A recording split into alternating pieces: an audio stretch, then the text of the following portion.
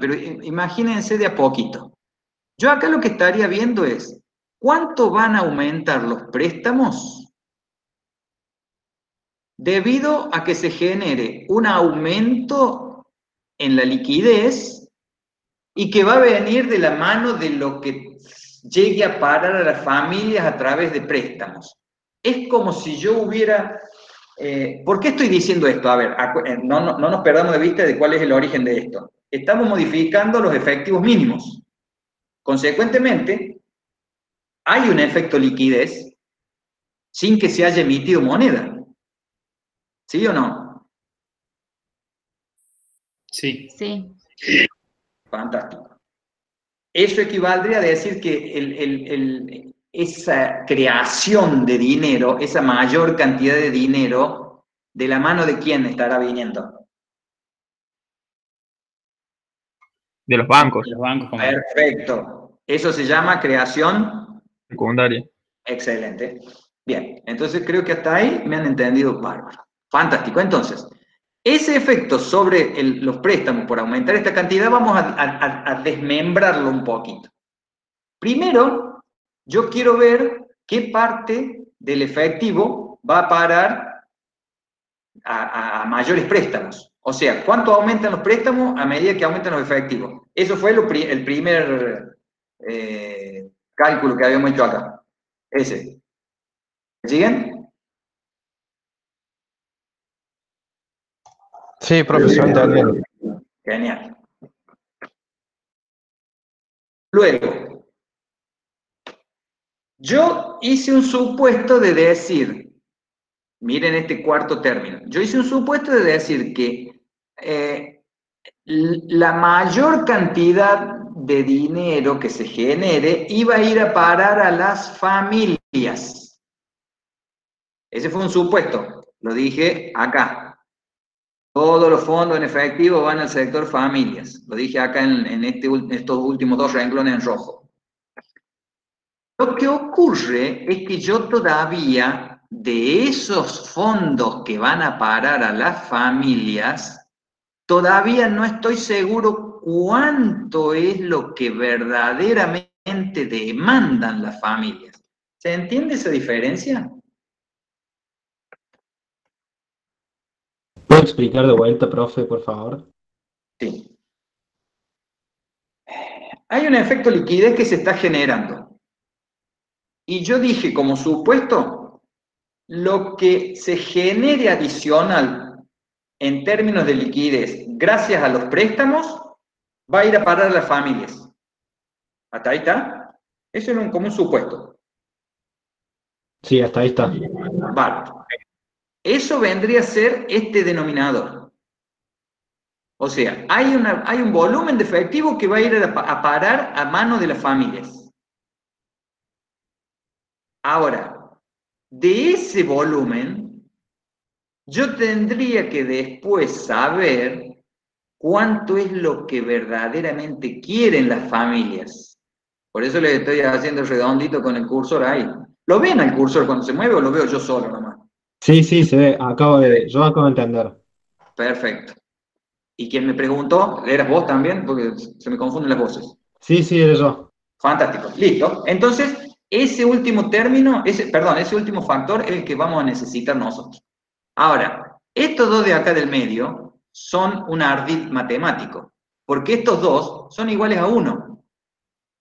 Porque habíamos dicho que como la oferta era perfectamente elástica, dijimos va a ser igual a la demanda. O sea, ¿qué proporción del aumento de préstamos lo estaría aceptando el público? Todo lo que vaya, el público va a ir todo. Perfecto, entonces por eso da igual a 1. Multiplico por 1, no me cambio en nada lo que tenía de antes. Ahora multiplico por este otro cociente. Este cociente me dice qué proporción de estos préstamos van a parar en efectivo a las familias. Todo.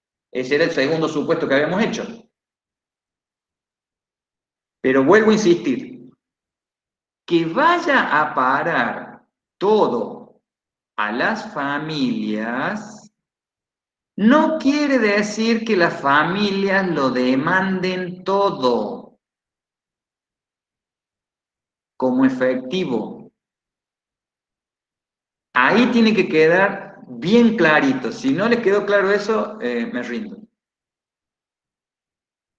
O sea, profe, que si ese porcentaje es mayor que 1, habría un aumento de la tasa de inflación. Si es menor que 1, hay una disminución de la tasa de inflación, o sea, porque sería como una especie de demanda de dinero y oferta de dinero, lo que refleja el cociente ese.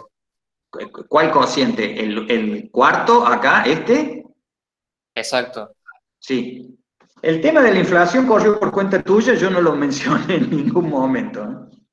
No, bueno, pero digamos, si las familias... Familias no necesariamente lo van a destinar totalmente a dinero en sí, a demandar dinero. ¿Por qué? Porque habrá una parte que podrá ir a pagar a depósitos, otra parte que irá a depósito a la vista, me refiero, otra parte a depósito a plazo y otra parte a títulos. En este caso, no necesariamente debería haber inflación porque, por el hecho de que en realidad esos fondos se están demandando, pero no todo a dinero en sí, sino a otro tipo de activos. ¿Ok?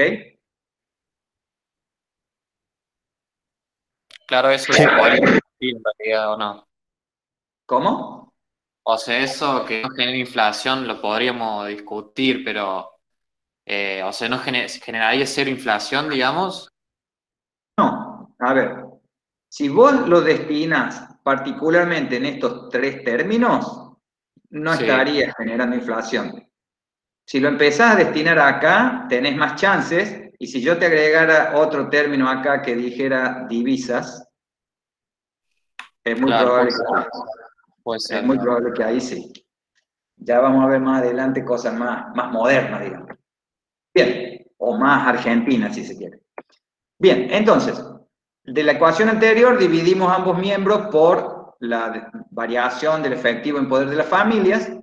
Quiere decir que esto nos da 1 y estos cocientes. Yo lo que queríamos obtener era cuánto iba a parar efectivamente en dinero, en moneda, a las familias de esa mayor liquidez que se daba. Entonces sería 1 menos todos estos términos, que es lo que tienen acá. Entonces, este cociente lo reemplazan en la variación de préstamos, acá, porque acuérdense que los dos del medio eran los dos amarillitos y daban 1, consecuentemente no los incluyo acá. Entonces, este factor es este que está acá, que me estaría indicando justamente las filtraciones que la gente no quiere tener como efectivo, pero que sí los recibieron y que fueron a parar a otros activos. Y este primer factor, que acá está a la menos... Ops, se movió esto. Esperen. Que acá está a la menos 1, es para ponerlo más bonito, digamos, para no poner 1 sobre todo esto, ¿no? Y eso era el monto que estaban dispuestos a prestar los bancos. O sea, de lo que captaban, una parte la constituían como una reserva, otra la destinaban a una colocación rentable en títulos, el resto lo prestaban. ¿Quedó claro? Profe, yo tengo una duda. Sí. Estamos suponiendo que hay personas que estarían dispuestas a tomar un préstamo para simplemente constituir un depósito. No, al contrario, o sea, la gente está recibiendo dinero porque el sistema bancario se los otorga, ¿sí? No es que están recibiendo como si fuera un préstamo para hacer un depósito, sino que el sistema bancario crea secundariamente dinero y ese dinero termina yendo a parar de alguna forma a la gente.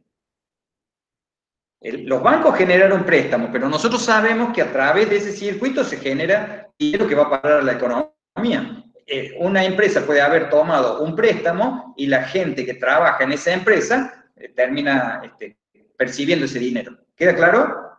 Consecuentemente, ese dinero que percibe la gente, Sí, gracias. como consecuencia de los mayores préstamos que hubo, después así los colocan donde puede. ¿Quedó claro, Macarena? Sí, sí, gracias, profe. Bien. Bueno, sigamos. Pasemos ahora al efecto rendimiento. Vamos a dejar de lado la liquidez. En ese caso, vamos a empezar con la fijación de tasa de redescuento. ¿Qué nos plantea acá Arnaudo? Las 3A son de Arnaudo, Aldo, Antonio, Arnaudo. Arnaudo lo que dice para este caso es que si hay un cambio en la tasa de redescuento, ello no necesariamente va a terminar influyendo de manera directa en los préstamos, sino a través del efecto liquidez que provenga del cambio en los préstamos. Es decir, yo tendré que ver en el banco privado, ¿cuál es el impacto que está generando esa fijación de una tasa de redescuento donde a mí me está dando la posibilidad de captar los fondos o no a esa tasa? Por lo tanto, en realidad, yo no lo estoy viendo a través de la tasa de interés de los préstamos, sino del cambio que se me genera en los préstamos como consecuencia de que ahora me está siendo más atractivo o no, de acuerdo a si estoy pagando una tasa más baja o más alta de los redescuentos. ¿Qué hacen los bancos normalmente? Lo que hacen es, toman las tasas que están pagando ellos al público por los depósitos que le captan del público, las toman como fijas, y entonces van a adaptar la variación, el nivel que quieran dar de préstamos a la variación que haya en la tasa de redescuento. A ver si lo entendemos un poquito más. Esto a nosotros nos estaría marcando que vamos a tener un efecto adicional sobre la demanda de reservas que los bancos estén haciendo debido al impacto que genera esa modificación en la tasa de redescuento. Es decir, ¿quiénes ofrecían redescuentos?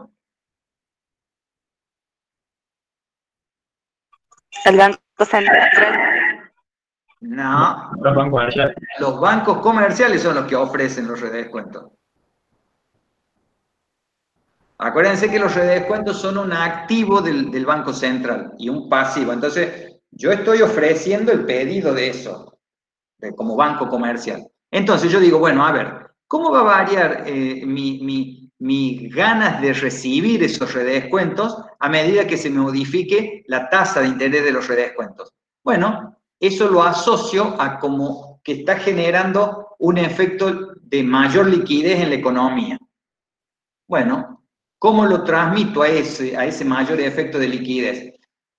Esta mayor cantidad de dinero que venga a través de los redescuentos, una parte sí voy a estar directamente interesado a recibirlo en el banco como efectivo. ¿Por qué? Porque eso es lo que a mí me está diciendo, la liquidez me está llevando a tener más liquidez. La liquidez de la economía, yo quiero captar parte de esa liquidez. Una parte la tengo por eso, porque hay más liquidez en la economía. Pero la otra es consecuencia de las variaciones en la tasa de redescuento. Y entonces, esto que yo voy a estar constituyendo como reserva, que por eso es que es efectivo, es moneda que yo tengo en mi poder. Acuérdense de mis alumnos de macro, cuando iba la aspiradora y quería robar reservas, le va a estar robando algo de acá, porque estas son reservas, nada más que está dividida o separada en dos. Lo que surge de cambios en la tasa de redescuento y lo que surge de simplemente el mayor nivel de liquidez que se dio en la economía. Eso es una parte que harían los bancos de la mayor liquidez que han visto, la captan y la quieren mantener en pesos. Y la otra parte, ¿qué hacen? Compran títulos o dan préstamos. O sea, las otras, mejor dicho, no las otras, sino las colocaciones rentables a las que pueden acceder. Profe, Sí. Disculpe, no entendí, ¿el primer término a qué hace referencia? ¿A que lo guarda como reserva, digamos? Estos dos términos, donde tenés el corchete, Sí. ahí, esos dos, lo guardas como reserva la mayor liquidez que se genera en la economía como consecuencia de que hubo redescuentos, pero que vinieron no porque el Banco Central dijo, agrego este volumen de redescuentos, sino, dicho de otra manera, dijo, cobro esta tasa de redescuento, ¿quién quiere captarlos? Claro. Ahí está. Sí, Bien. gracias. Profe, Sí. el primer término es negativo, ¿no? La derivada de las reservas con respecto al interés de descuento. ¿Esta parte? Sí. Sí, si la tasa de... No, es positiva. Si la tasa de interés de redescuento está aumentando, ¿sí? Yo quiero tener más reservas. Porque me porque cuesta más. el Banco Central. Me cuesta más, o sea, no sé, de donde sea. No, pues yo digo, yo soy banco comercial, si vos me aumentás la tasa del redescuento, te voy a demandar menos reservas, porque me estás aumentando el redescuento. No, si te aumenta, si vos sos un banco comercial y te está aumentando la tasa de redescuento, querés tener más reservas, no menos reservas. Si te cuesta más pedir al banco. Es verdad. Sí. ¿Está bien? Sí, entendí. Perfecto. Bien. Bien. Vamos ahora a una operación de mercado abierto. Recuerden que estamos en el hecho de manejar efectos rendimientos. Entonces, cuando hay una operación de mercado abierto, si yo quiero desde el central o al hacer la tesorería vía central una operación de mercado abierto y quiere generar un cambio en la tasa de interés, lo primero que pasa es que se afecta en primer lugar la demanda de préstamos y después la liquidez. Es decir, yo le hago ver a los bancos que por esta operación de mercado abierto que el Banco Central está haciendo, la tasa de interés va a modificarse. Quiero que me lo certifiquen a eso, que lo entiendan. Con lo siguiente les doy un caso concreto. ¿Qué pasa si la operación de mercado abierto es de expansión monetaria? ¿Qué debería pasar con la tasa de los títulos? No debería aumentar. A ver, dame la explicación y vamos a verificarlo, si es sí o si no. Y porque nosotros hemos hablado que había una proporción del efectivo que iba al préstamo que demandaba el banco comercial, o no, o bajaría. Vamos a lo más fácil. Pensalo en estos términos. Yo soy el Banco Central, me pongo el sombrerito de banquero central. Emito dinero porque estoy queriendo hacer una expansión monetaria. ¿Sí? ¿Estoy inyectando o quitando liquidez a la economía? Y si quieres expandir, inyectas. Estoy inyectando liquidez. Normalmente, ¿qué pasa cuando hay más dinero en la economía? O sea, cuando hay más liquidez. Y aumenta la cantidad. En teoría deben aumentar los préstamos. Los préstamos. No te vayas todavía a lo que no te estoy preguntando. Te estoy preguntando respecto de la tasa de interés. Aumentan las tasas de interés. Los voy a matar. Basta. ¿No deberíamos incluir? O sea, ¿no tiene que ver también con el modelo que vimos antes? El modelo Yo creo que... que bajan los intereses. el pescadito.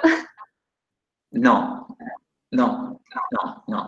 Vamos a la liquidez Y además el dinero tradicional como la hemos estudiado. Si aumenta la cantidad de dinero en la economía, o sea, si hay más liquidez, la tasa de interés tiene que caer, chicos. Claro. Si no me entienden eso, estoy dispuesto a salir por allá, irme al patio y pegarme, cortarme alguna vena con, no sé, lo llamo a mi perro que me corte un pedacito de pasto por ahí, me corto una vena sola. No me voy a desangrar, una sola estoy dispuesto. Profe, sería una explicación, digamos, si el Banco Central aumenta la cantidad de dinero y si la oferta excede la demanda, justamente la gente se quiere deshacer el peso y va a comprar títulos públicos, por lo tanto, aumenta el precio de los títulos públicos porque aumenta la demanda y baja la tasa de interés de los títulos público. Excelente. La tasa de... A ver, vamos a precisar un poquito más lo que estás diciendo. En el bono, en el título, hay un rendimiento que ya viene impreso. Dice, este título vale 100 pesos y tiene una tasa de interés anual del, no sé, 10%. Lo que pasa es que cuando vos lo salís a comprar a ese título, porque vos Banco Central estás queriendo comprar esos títulos, estás inyectando dinero, los que tienen ese título te dicen, ajá, sí, bueno, paga más si lo querés, si no, no te lo vendo. Entonces, que sube el precio, a mí me están dando más dinero al tenedor de esos títulos, quiere decir de que le está ganando un rendimiento ahí y ha tenido un rendimiento más alto. Porque él lo debe haber comprado a 100, lo vende a 110, ahí sí se elimina financiarización de la economía. En ese caso, los bancos van a estar más interesados en hacer operaciones en títulos antes que dar préstamos. Lo mismo la gente estaría más con el interés de querer comprar un título al gobierno porque va a ganar más que hacer una inversión o que hacer, no sé, una colocación en un plazo fijo. Por lo tanto, a eso le llamo financiarización. Se deja de lado la producción y se destina más a la parte financiera, culpa de que el Banco Central es el que está inyectando dinero para que los bonos tengan un precio más alto, y entonces ahí estoy viendo lo que ocurre con la tasa de interés de los títulos y de los préstamos, en el caso de los bancos. Bien. Si nosotros tomáramos esta igualdad entre oferta y demanda, donde vamos a ver qué le pasa a la oferta de préstamos. ¿Quiénes ofrecían préstamos? Las familias. Las familias. Las familias, muy bien, muy bien. Vieron que cuesta, ¿no? Porque uno dice, el banco es el que está ofreciendo los préstamos. No, no, no, no. El banco está demandando un titulito que quiere que vos se lo firmes y que diga que vos le estás debiendo ese préstamo. Por eso es como si fuera un activo para él, para el banco. Pero la oferta viene por el lado de los pasivos. Fantástico. Entonces, esta oferta de préstamos, a medida que aumente o que varíe la tasa de interés de los préstamos, nosotros podríamos dividirla como diciendo, al diferenciar, diríamos, la diferencial de la demanda de préstamos, a medida que se modifica la tasa de interés de los préstamos, más una especie de impacto indirecto, como si hiciéramos una especie de derivación en cadena. Es decir, ¿qué le pasa a los préstamos cuando se modifica la tasa de interés de los títulos? O sea, ¿cómo se modifica la tasa de interés de los títulos cuando se modifica la tasa de interés de los préstamos? Y entonces allí tienen como el impacto que habría en general. Y entonces, nosotros vamos a estar más interesados en ver del óptimo de préstamos que se podría llegar a determinar, sobre qué estaríamos viendo la variación. Entonces, este óptimo estará determinado por lo que pase con la demanda de préstamos. Y esto es típico comportamiento bancario, es decir, la demanda de préstamo respecto a la variación, la variación en la demanda de préstamos respecto a la variación en la tasa de interés de los préstamos por la variación en la tasa de interés de los préstamos respecto de los títulos. Profe, Ese cociente que le... Sí. perdón que lo interrumpa, no me quedó claro el paso de la ecuación anterior a la última. De esta y antes, Exacto. esta. Acá la idea es que uno tiene una oferta de préstamo y una demanda de préstamos. A nosotros, ¿nos interesa la tasa de interés de los títulos cuando estamos requiriendo un préstamo? No, vamos y decimos, el préstamo nuestro que vamos a recibir como familia o como empresa, lo vamos a estar comparando con el rendimiento de lo que queremos hacer la inversión. ¿Sí o no? Así es. Bien, entonces por eso la oferta de préstamo es función de IP. Mientras que la demanda de préstamo, que la están haciendo los bancos miran de reojo y dicen, a ver, yo voy a dar el préstamo y voy a cobrar esa tasa de interés. pero el gobierno no me estará dando una tasa de interés mayor por los títulos. Entonces, acá se fija en las dos tasas, los bancos, quienes demandan. Claro. Entonces ahí saqué la derivada. Y digo, hay una que va de derecho, que depende estrictamente de la tasa de interés de los préstamos, y esta que está indirectamente influenciada por la tasa de interés de los títulos. Entonces, este cociente es el que me va a estar interesando entenderlo bien y calcularlo. El banco va a decir, che, ¿cómo va a influir en la demanda mía de préstamos si la tasa de interés de los títulos se esté modificando? Y ahí es donde vengo a parar, casi que te diría, a ver este cociente. Excelente. Bueno, entonces, este cociente no es otra cosa, yo vengo de acá, lo despejo, ¿sí? Pura álgebra, tengo esta igualdad. Lo reemplazo en el término que tenía, lo reemplazo acá. ¿Me siguen?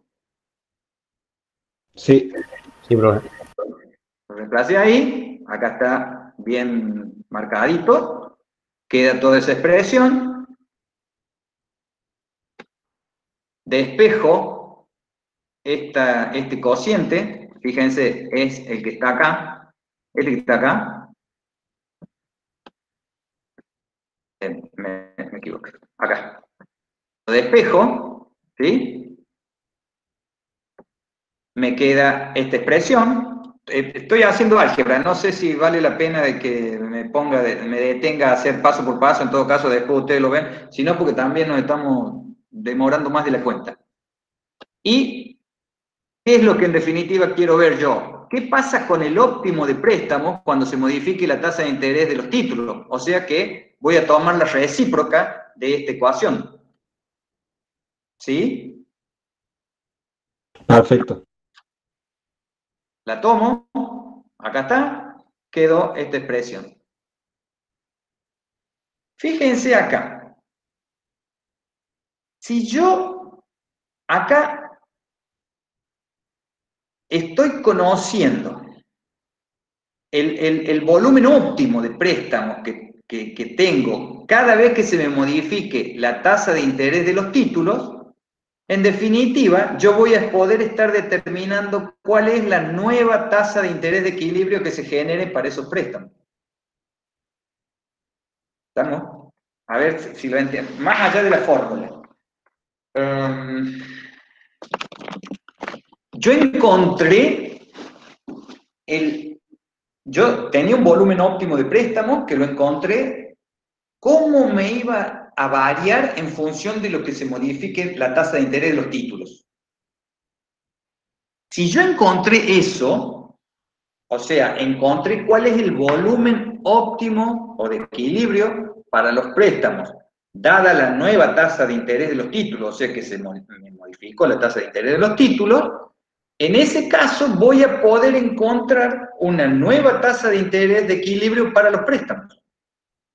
Porque yo ya voy a estar viendo y sabiendo cómo se va a mover mi óptimo cada vez óptimo de préstamos en el agregado del sistema, cómo se va a estar moviendo cada vez que se mueva la tasa de interés. Entonces, si yo reconozco eso, simplemente es como si estuviera haciendo una regla de 3.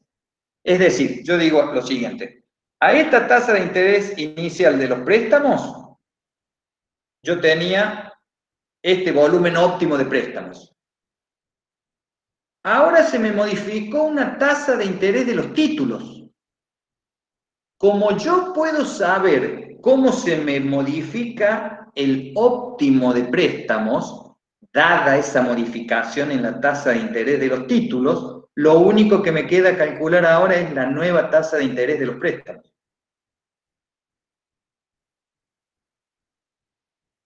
¿Sí o no? Sí, profe. ¿Sí o no? Sí, profe, se entendió. Sí, profe. ¿Se entendió bien? ¿Sí?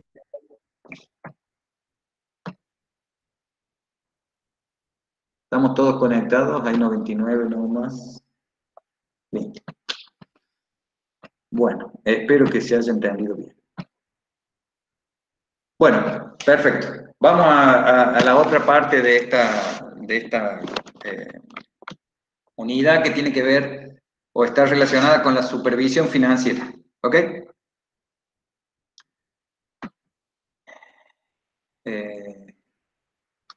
A ver, un minuto solamente. Confieso que no me convencieron de que entendieron. El último término, la última parte que les di. No me convencieron. O sea, no puedo creer que alguno haya dicho, no, profe, no lo terminé de entender. Y si no, soy el hombre más feliz del mundo, si lo entendieron todos. Bueno, profe, si quiere explíquele de nuevo por las dudas. No quiero explicarlo de nuevo. Lo que quiero es saber si lo entendieron o no, y si me están diciendo si lo entienden o no lo entienden, y si cuando no lo entienden me dicen, no dicen nada, es muy complicado encima no verlos a ustedes, porque yo me doy cuenta, si estoy en una clase, yo les miro, por eso yo soy tan apasionado los miro y veo la cara y yo me doy cuenta, vos no entendiste, pregúntame por qué es lo que no entendiste, yo me doy cuenta, acá no le estoy viendo la cara, entonces eso me vuelve loco. Perdónenme eso, perdónenme. Pero bueno, ¿hay alguien que no haya entendido esto último que expliqué?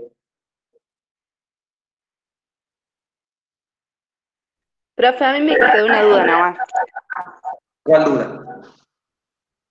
Cuando hablamos de la tasa de interés, siempre hasta ahora estamos hablando en términos nominales, ¿no? Sí, en general sí. Podés hacer Bien. supuestos fuertes que tenés precio constante y tenés la misma tasa real que la nominal. Estás en el mejor de los mundos. Bien, gracias. En un mundo ideal. Gracias. ¿Alguna otra? Profe, Sí. me causa duda que usted insista tanto y quizás no sé si comprendí lo que usted quisiera que comprenda. No creas que yo los quiero confundir, yo quiero estar convencido, pero vuelvo a decirte, como no les veo la cara, porque yo me doy mucha cuenta, pero me doy perfectamente cuenta cuando los veo a ustedes y digo, no, esto ya no me entendieron nada porque la cara es... Yo leo mucho las caras, en ese sentido. Por eso no es que les esté insistiendo para que me digan, no entendí. No. También quiero que estén recontra convencidos de que están entendiéndome. Profe, Sí. yo lo puedo seguir bien en la clase, pero quizás para tomar apuntes, creo que va un poco más rápido de lo que iría en clase, digamos, face to face, por así decirle. No sé si entienden. Sí, por supuesto. Es probable.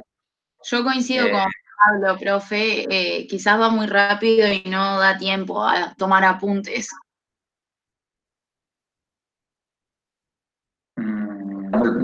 Sí.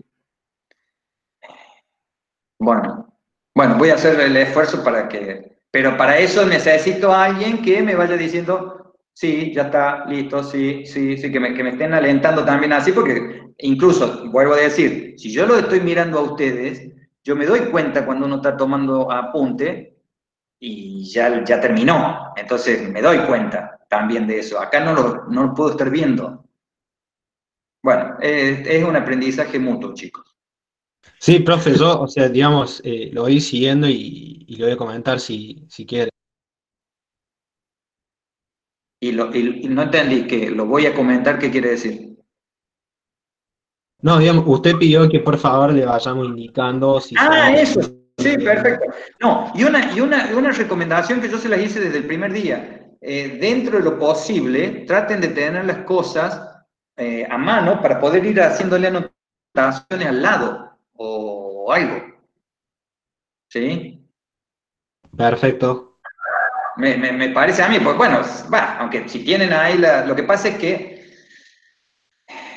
o no me ven a mí, no entiendo cómo sería la cosa. Si yo quisiera acá en esta página escribir algo, probablemente no pueda. En cambio, si ustedes lo tienen a mano, pueden escribir y tomar nota de algunas cosas allí, ¿ok? Eso es lo que yo insisto, por eso. Perfecto. Tomar nota aparte es más complicado porque no se ubican de dónde le estoy hablando. Esto favorece mucho el hecho de tener ahí todos los elementos. Bueno, una última. Sí, última. Sí, a mí me queda la duda en todos estos temas que estamos viendo.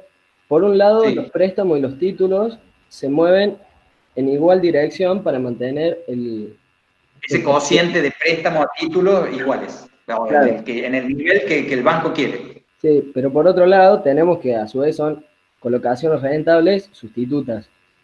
Claro. Por ejemplo, en esa última fórmula, ¿cómo Sí. sabemos el signo de la derivada que predomina cuando se modifica la tasa de interés de los títulos?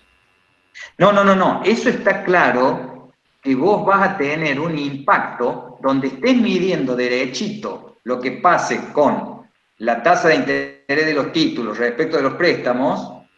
A vos no te gusta mucho demandar más préstamos si la tasa de interés de los títulos está aumentando. Claro. Está claro que la demanda no es que baje, sino que a lo mejor no sube en la misma proporción. Puede subir, pero en menor proporción. Pero si vos ves lo que pase con la tasa propia del activo que se trate, en este caso de préstamos, ahí decís, sí, me tiro de cabeza porque ahí es donde tengo la rentabilidad. Claro. Pero los bancos nunca dejan de... Por eso les decía yo que miran como de reojito así qué está pasando con los títulos, porque dicen, che, a mí se me acaba el negocio y no me conviene... Por dicho, no es que se me acabe el negocio, me parece un negocio distinto que es prestarle al gobierno y no prestarle a la gente. Cualquier coincidencia con la realidad en esta Argentina es pura casualidad. Perfecto, gracias. Pero vamos a la supervisión. Profe, perdón, en esa fórmula, el denominador sí es negativo o no. ¿Acá? En la fórmula, en ese sí, el denominador es negativo. Por eso Porque es que este volumen es negativo. vos tendrías como una relación de decir, cada vez que la tasa de interés de los títulos esté aumentando, el óptimo de préstamos que se está dando en el sistema tiende a ser menor. Claro, está bien. ¿Está? Sí, Sí, eso sí. sí, así sí, está bien. Gracias. Bueno, vamos a la supervisión. ¿Qué se entiende por supervisión? Supervisión es el control que ejerce la autoridad monetaria sobre los bancos que componen el sistema financiero. ¿Y por qué debería haber supervisión? Bueno, cuando uno está haciendo esa tarea de supervisión es porque justamente está tratando de o bien atenuar la posibilidad de que se den crisis o directamente evitarlas. Adicionalmente, se suele decir de que la supervisión es necesaria porque el hecho de que un sistema caiga en una crisis, eso genera muchísimos costos, por lo tanto, los costos reales que se observan son muy altos para dejar que el mercado actúe solamente, lo cual no quiere decir de que el mercado no tenga que estar actuando. Y hago una aclaración en esto. Decir supervisión no quiere decir control, quiere decir regular el sistema, nada más. ¿Sí? Es como cuando yo les digo, una cosa es la regulación de las tasas de interés y otra cosa es el control de las tasas de interés. El control de la tasa de interés es algo dictatorial. Eso yo no estoy de acuerdo porque prefiero que el mercado sea quien las determina. Ahora, si yo veo que el mercado está determinando, pero detecto un comportamiento oligopólico en el sistema financiero, y ahí ya quiero regularlo un poquito. Quiero generarle competencias para que empiece a bajar la tasa de interés. ¿Queda clara la diferencia? Es más o menos lo que, no sé si ustedes han cursado ya regulación de servicios públicos o no. No. No, profe. Bueno, pero ¿y en micro no vieron lo que es un control de precio, un Es precio máximo? electiva la educación. Es electiva, está bien. Sí, pero en micro algo vimos. En micro algo saben, o sea, una cosa es poner un precio máximo y una cosa es regularlo al precio o, supongamos, si es un oligopolio, simularle competencia para que los precios puedan bajar. Está clara la diferencia medianamente así, aunque no lo entiendan como expertos. Yo por ahí hablo experto en las dos áreas, en la parte de regulación y la parte monetaria. Bien, ahora, lo que uno se tiene que preguntar es, si hay supervisión financiera, ¿se eliminan todos los riesgos? Y no necesariamente. Lo único que se va a estar haciendo con la regulación es buscar evitar esas crisis, y esas crisis se evitan si a los bancos se les evitan las operaciones financieras riesgosas, y eso va a traer aparejado de que se les evite la probable comisión de fraudes que hagan los bancos, que eso es una cosa bastante habitual. Muchas veces hay muchos banqueros que buscan eso. ¿Cómo se llamaba? El Madoff, no me acuerdo, ese banquero que se hizo de mucha plata engañando gente. Bien, ¿qué quiere decir esto de que el principal objetivo de la supervisión es lograr un sistema competitivo y eficiente? Y bueno, lo que les estaba explicando en términos de la regulación, es lo mismo que en el área de regulación de servicios públicos, uno trata de promoverle que haya, por más que sea una empresa la que está proveyendo el servicio que se trate, uno trata de simularle competencia para que los precios se ajusten y obviamente sea más eficiente el sistema. ¿Qué significa esto de que la regulación debe ser proactiva? La idea es de que uno con la regulación pueda anticiparse a los acontecimientos y entonces se anticipe y diga, reconozco cuál es el problema, lo ataco, lo soluciono y sigo adelante con el tema del sistema financiero, y justamente estaría evitando que se produjeran demasiadas quiebras con todos los inconvenientes que generan los problemas en el sistema financiero, ¿no? En el lado real, los impactos son muy fuertes. Bien, ¿cuáles son los elementos que tiene que tener una regulación prudente? Cuando hablamos de prudente, a veces se habla de regulación prudencial, o sea, una regulación que busque evitar situaciones difíciles. Para eso se requiere que haya mínimos niveles de capital que se le exijan a las empresas, en este caso a los bancos, o condiciones de capital respecto al total de pasivos que tengan, restricciones a las actividades a supervisar, o sea, no es que se les pone un control y un cepo ahí y se dice, no, usted no se mueve más, sino que tiene que haber algún tipo de restricción. Puede haber controles de valores corrientes, los valores reales ya no dependen de los bancos. Imagínense que si el gobierno genera un proceso inflacionario, los bancos no tienen la culpa. Es un problema del gobierno, que se le escapa la tortuga y se le va la inflación a la nube, entonces ahí hay un inconveniente. Y hay que discutir el tema de los seguros de depósito, particularmente por el tema de lo que ustedes conocen de micro como el riesgo moral, ¿no? El riesgo moral lo veían en, ¿se acuerdan? The Market for Lemons. Que me encanta que todos los libros de micro los traducen como el mercado de limones, y no es el mercado de limones. ¿Qué es un lemon en inglés?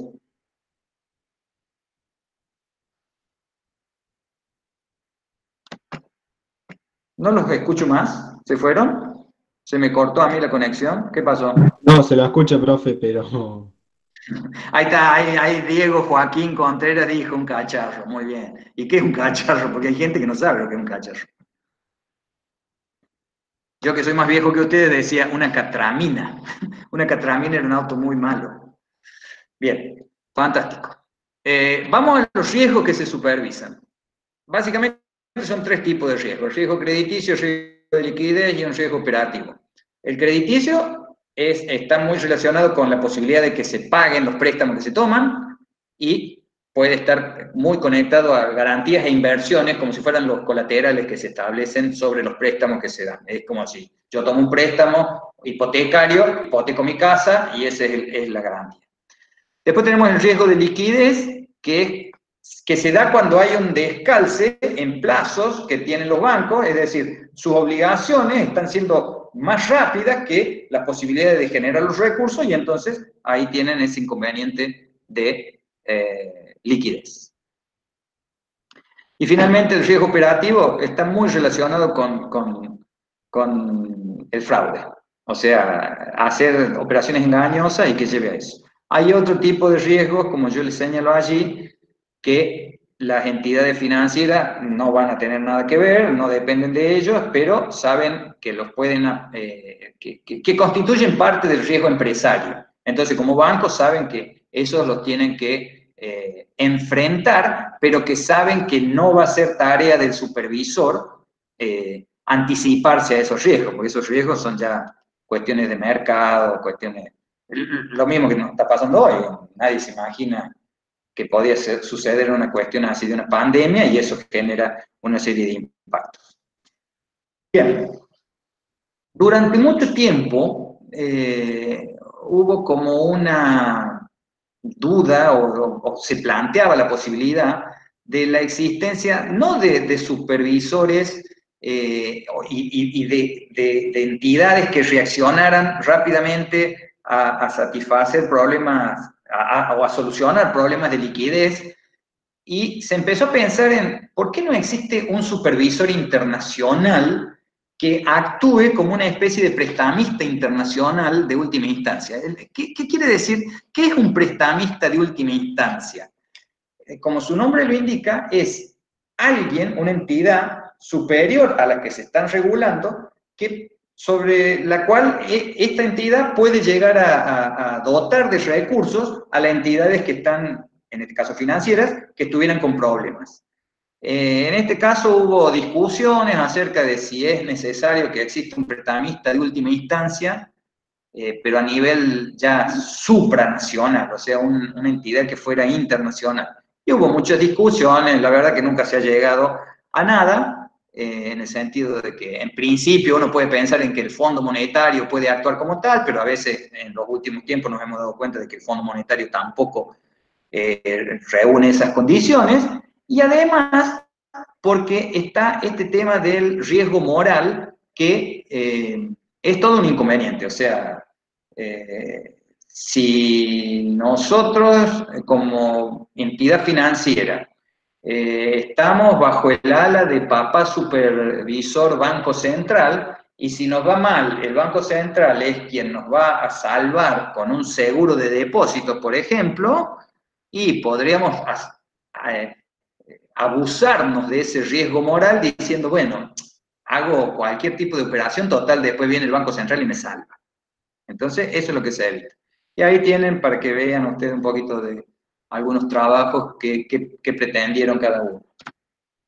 Bien, y después, simplemente como ya me quedan nada más que 10 minutitos, y ustedes tienen mucho material ahí para ver, déjenme que les explique simplemente un poquitín de historia, y quiero después cerrar con lo del trabajo de Rocher, que también lo tienen allí, que son unas filminas que había preparado Fer, pero déjenme decirles 2 o 3 cositas nada más de esto. Primero, ¿qué es esto de las normas de Basilea? Las normas de Basilea no son otra cosa que un acuerdo que se hizo en el mundo, que lo hizo el denominado Comité de Basilea. Basilea es una ciudad de Suiza, ¿no?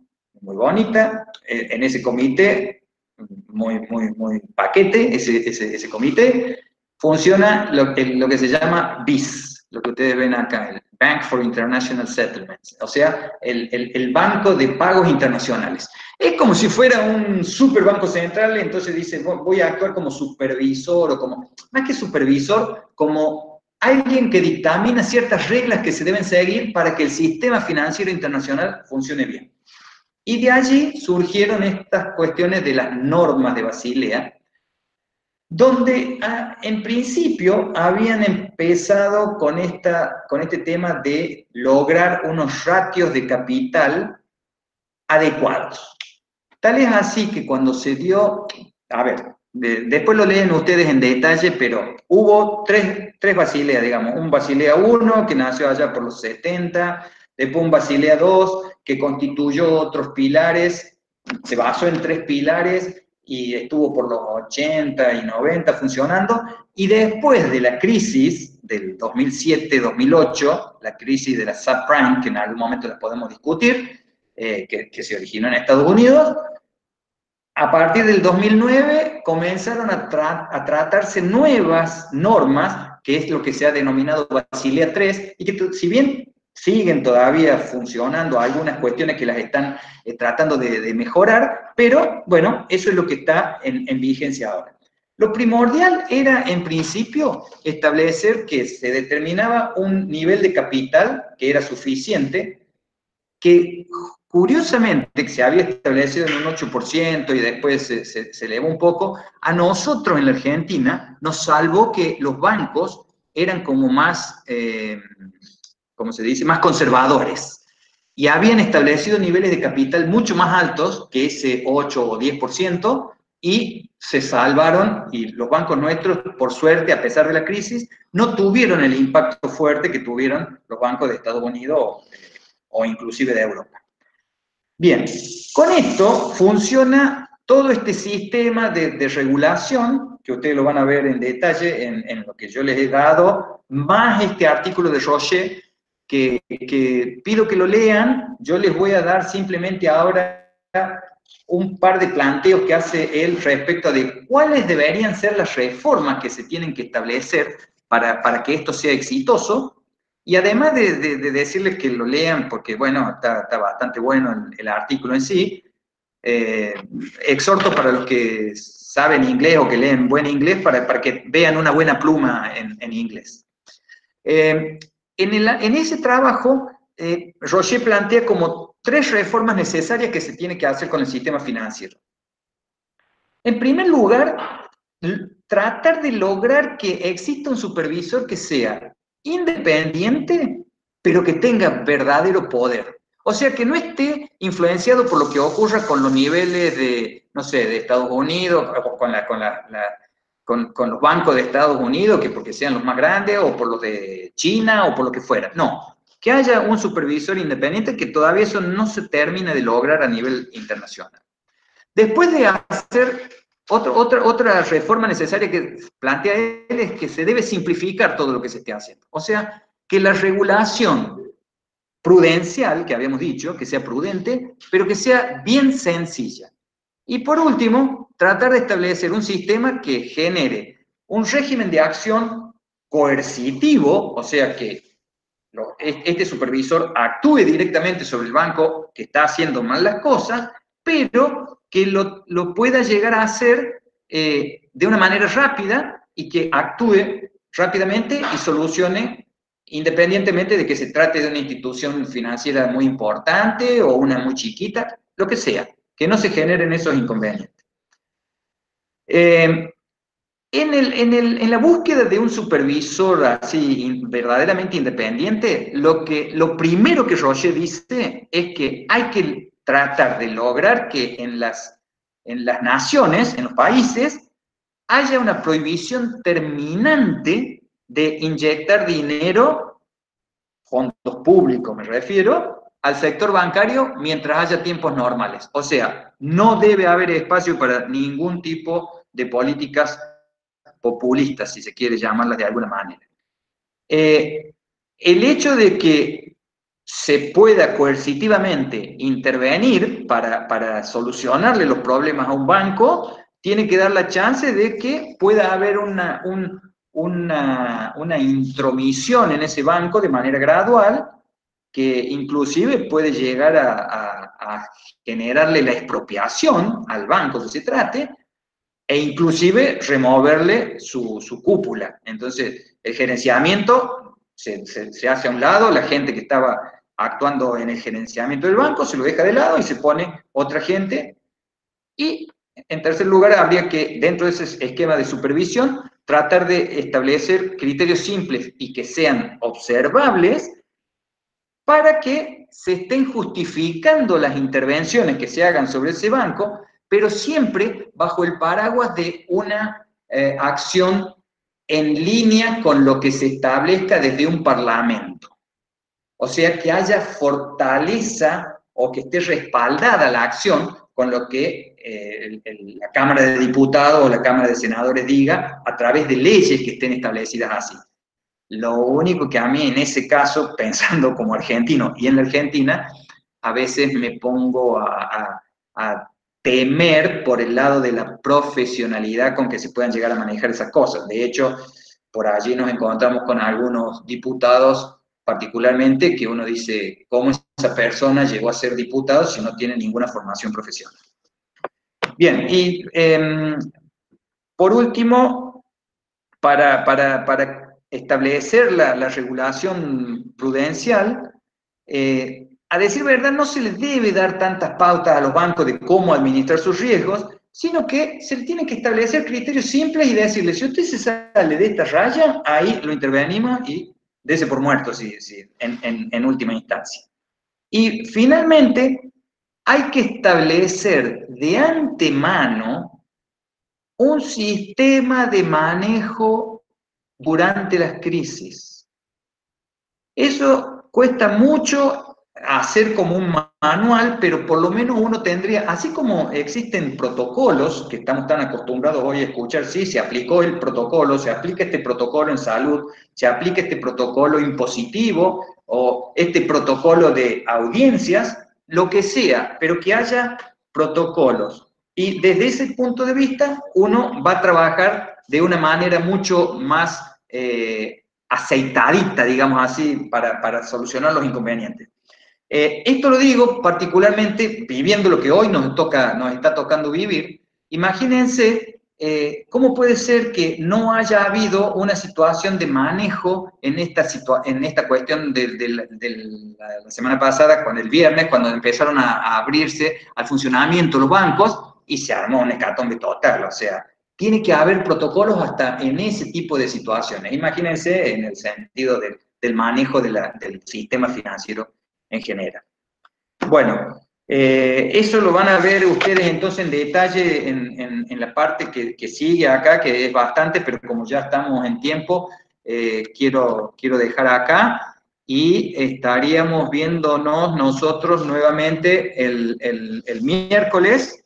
Yo creo, por las dudas, fíjense, creo que el horario de 5 a 7, el que tenemos habitualmente los miércoles, así que en ese horario tendríamos la clase. Vamos a empezar con otra unidad y pido disculpas hoy, no sé si lo había dicho al principio, pero creo que sí, con el tema de que no pudimos todavía arreglar bien el tema del horario de consultas, porque en realidad el problema yo lo había dicho para hoy, pero yo tuve una restricción que justamente hoy me vinieron a hacer una conexión de internet distinta de estar usando mi teléfono, así que por eso que no pude atender consultas.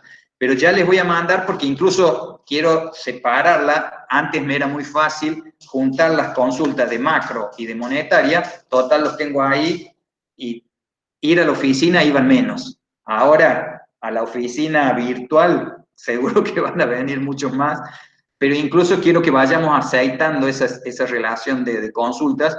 Probablemente no estaría mal que cuando yo les